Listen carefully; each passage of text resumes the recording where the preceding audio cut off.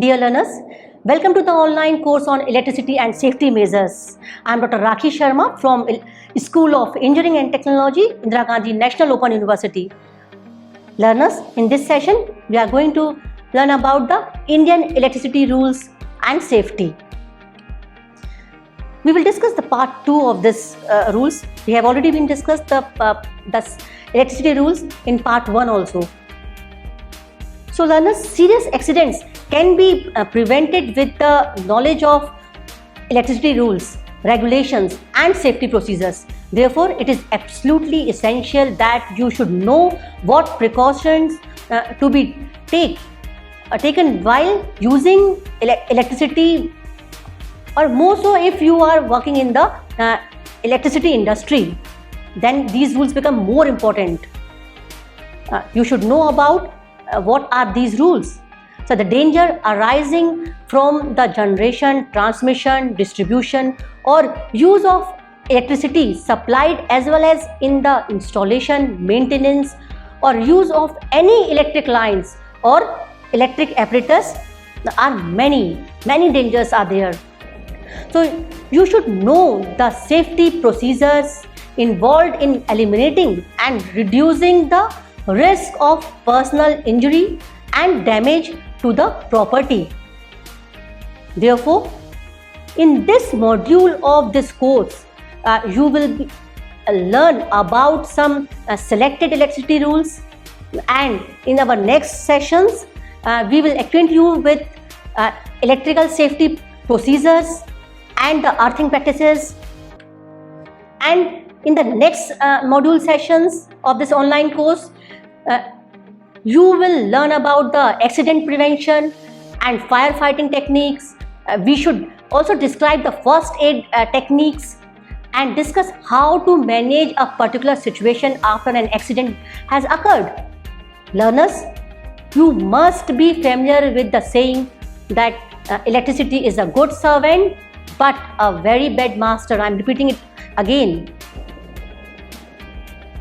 So what are the main objectives? Our main objective in this session, and so after the discussion on this module, you should be able to briefly discuss about the Indian electricity rules that in essence spell out the requirements of working in electrical installation. Learners, some of the rules have already been discussed in our previous session on electricity rules under the part 1. So electricity rule in India were first made by the Central Electricity Board in exercise of powers conferred under the Indian Electricity Act 1910. These rules have been retained in the Electricity Act 2003. So you know that there are 143 IE rules in all, and we discussed the relevant ones in brief.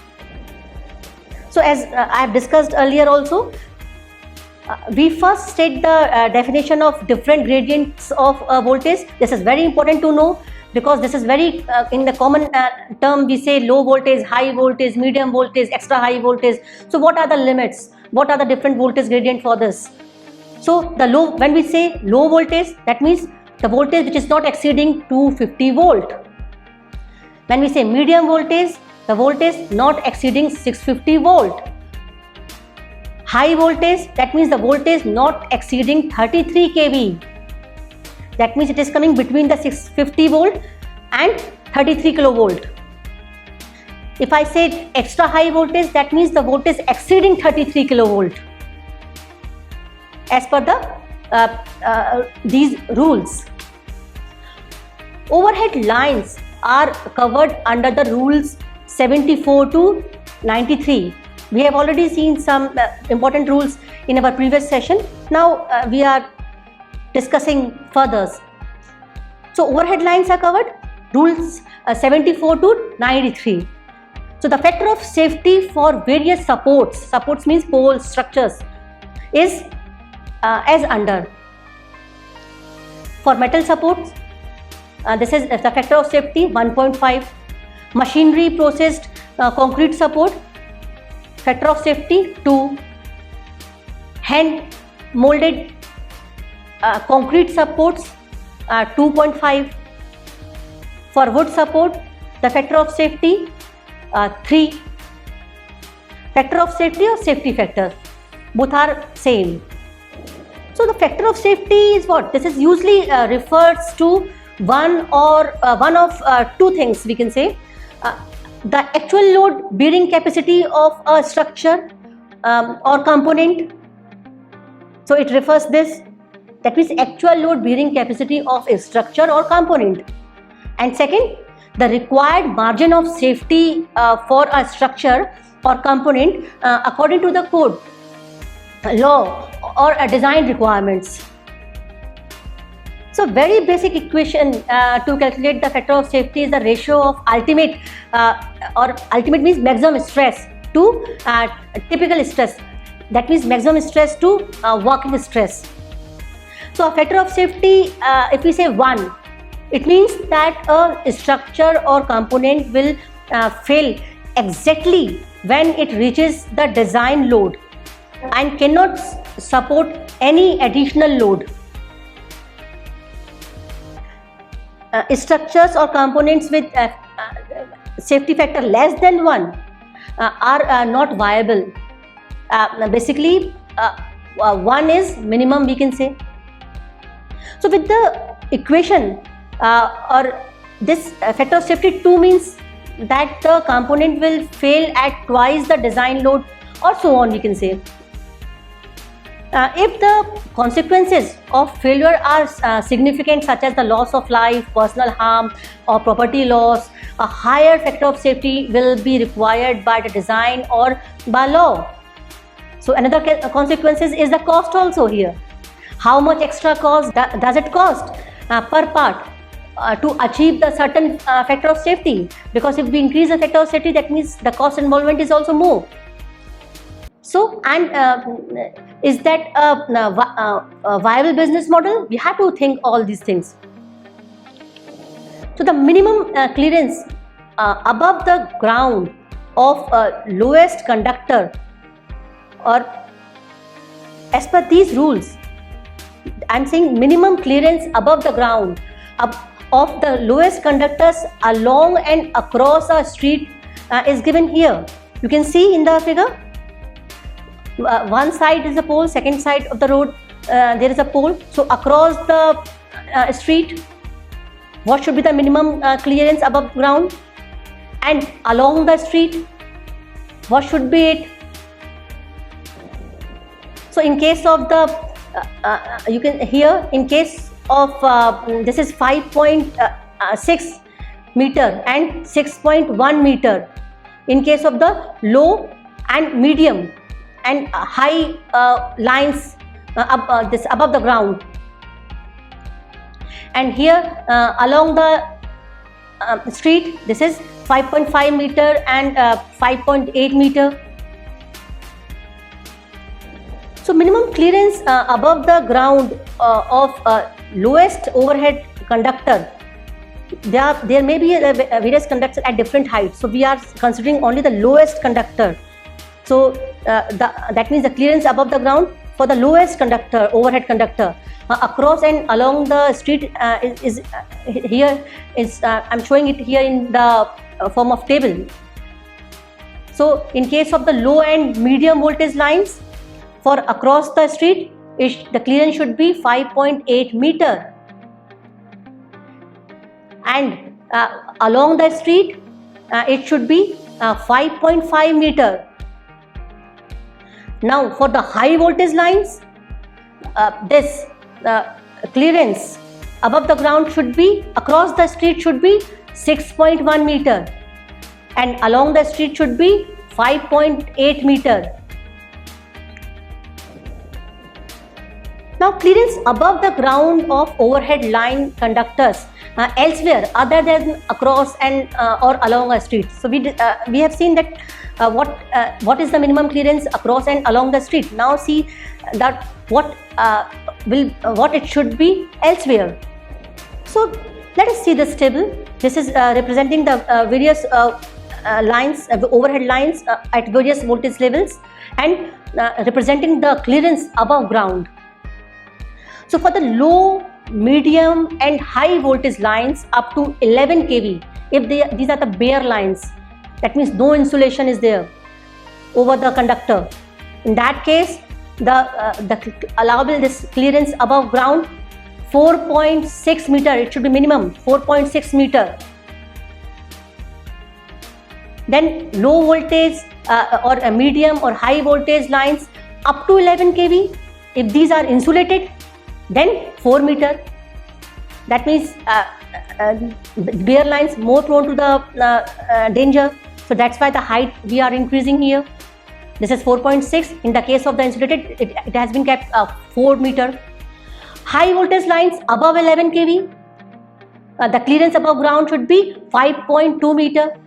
Extra high voltage lines 5.2 meter plus 0.3 meter for every 33 kilovolt. So as per rule 79, the minimum clearance from buildings of low and medium voltage lines and service lines, here representing by a figure. In the last slides we have seen that along the street and across the street. Now we are seeing that this minimum clearance of overhead lines from building for low and medium voltage lines and service lines.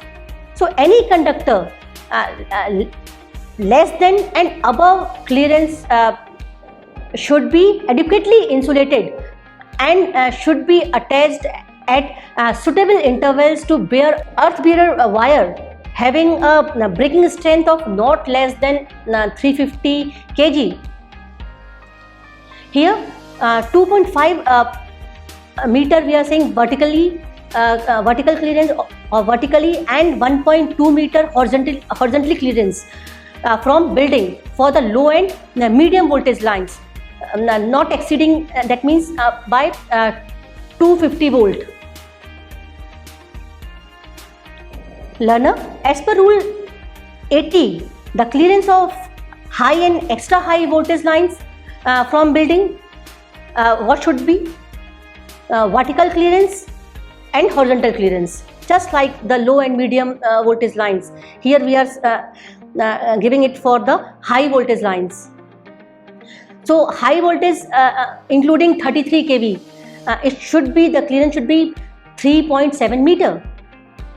Extra high voltage, it should be 3.7 meter plus 0.3 meter for every additional 33 kV or part thereof. What should be the horizontal clearance? The horizontal clearance for the high voltage up to 11 kV, 1.2 meter. It is similar to the low end medium voltage lines. Now voltage above 11 kV, what should be the horizontal clearance? It should be 2 meter. Then extra high voltage lines, it should be 2 meter plus 0.3 meter for every additional 33 kV or part thereof. So this is the clearance of high and extra high voltage lines from building as per rules. Learners, rule 87 gives the minimum clearance between the lines when crossing each other. So here you can see in the table what it is exhibiting. Here we have in the vertical column we have given the system voltages, and in the horizontal column also. So if we say the system voltage is a low and medium voltage line, then and second line is also between the 11 to 66 kV line which is crossing, then the minimum clearance between the lines should be 2.44 meter. Now again taking the case of low and medium voltage, suppose it is crossing to 110 and to 132 kV lines, then minimum clearance should be 3.05 meter. Now again we are increasing the voltage. If the low and medium voltage line crossing the line 250 kV, in that case the minimum clearance or the clearance is 4.58 meter. So this is as we are increasing the voltage, the clearance between the lines is also increasing here. You can see the pattern of the changing clearance. For example, that the minimum clearance between 11 to 66 kV lines should be 4.44 meter, as I mentioned. Similarly, the minimum clearance between 11 to 66 kV lines and 110 to 132 kV lines, it should be 3.05 meter when these lines cross each other. So this table, it is giving the clear idea about the all clearances in meters between the various lines, overhead lines of different voltages. Now let us discuss rule number 90. So learners, rule 90 is about earthing and states that all metal supports and metal fittings should be permanently and efficiently earthed. Each stay wire should be efficiently earthed or an insulator provided in a stay wire at a height not less than 3 meters from the ground. So you know the importance of earthing. We have already discussed all these things in our sessions. Then stay wire is what? Stay wire is just keep the pole vertical. When there is a pull, so the stay wire is other side. It is at some distance. We put the stay wire just to keep the pole in a vertical position. So rule 94 to 108. What are these? So these rules 94 to 108 are about electric traction. And learners, rules 109 to 132 give the additional precautions to be adopted in mines and oil fields. You should also be familiar with the rules 133 to 143. It covers the miscellaneous aspects. Like 138 to 141 give the penalties of a broken seal and for breach of other rules. The rule 142 is about the application of rules. And the section 143 in Indian Electricity Rules 1956, basically the rule 143 is about repeal. Under this rule, the Indian Electricity Rules 1937 have been repealed, provided that any order made, notification issued, or anything done, or any action taken under any of the said rules should be deemed to have been made, issued, done, or taken under the corresponding provisions of the rules. So you can go through these rules again and again, and then you will be familiar with these rules. What are these rules? Now I'm going to summarize my session here. In this module, we have briefly acquainted you about the Indian electricity rules that in essence spell out the requirements of working in electrical installations. In our both part in both sessions, we have seen these rules, some major aspect and some important relevant rules. So as per the rule 2A, no person should be authorized to operate or undertake maintenance of any part or whole of a generating station of capacity 100 megawatt and above, together with the associated substation and other substation of 132 kV, and unless she or he is acquainted or adequately qualified and has successfully undergone the type of training specified in the IE rules 1956. We have already seen this. Then according to these rules, all work on major electrical installation should be carried out under the permit to work system. These rules covers various aspects such as the qualifications and powers of inspector and their assistants, the procedure of applying and obtaining licenses, the general safety precautions and general conditions relating to the supply and use of energy, So all these are covered under the Indian electricity rules. Then minimum clearance of overhead lines, earthing, electrical traction, additional precautions to be adopted in the mines and the oil fields, penalties for broken seal or for breach of other rules, repeal and miscellaneous aspects are covered under these electricity rules. So learners, the electricity rules that you have studied this or we have discussed here also reflect the overarching concerns for safety of all involved in working with electricity. And you have learned about the general safety precautions. The first and foremost requirement for the safety is that only qualified person should perform the maintenance, inspection, repairs and any electrical equipment. Always evaluate personal qualifications. Remember, in our next module or in our next sessions, you will learn about the safety procedures and then accident prevention and firefighting techniques. We should describe the first aid techniques and discuss how to manage a particular situation after an accident has occurred. So till then, happy learning. Thank you.